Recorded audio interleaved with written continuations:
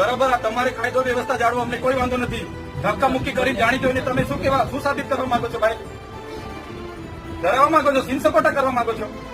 એ ડરવાવાળા લોકો નથી. અમારા આદિવાસીઓ છે ને, અંગ્રેજો સામે પણ લડ્યા છે. ક્યારેય ગુલામી અમે સ્વીકાર નથી કરી. કોઈના મગજમાં એવો ધુમાડો હોય તો કાઢી નાખજો. તમને અહીંયા આટલા બધા દારૂના બુટલેગરોના તમે પરમિશન આપ્યા છે, કેમ અટકાવતા નથી?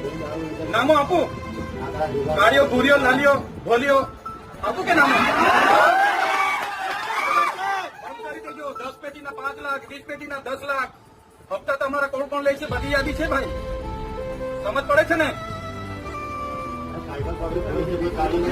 હવે આટલો બધો તમે અહીંયા ગરીબો મજૂરો પરથી દંડ ઉઘરાવો છો વગર જોઈતો. આ ખાડા પૈડા છે એના પર એફઆઈઆર કરો ને. લાયસન્સ નથી, આરસી નથી, વીમો નથી, એમ કરીને તમે દંડ 4-4 હજારના દંડ ફટકારો છો મજૂરિયાને.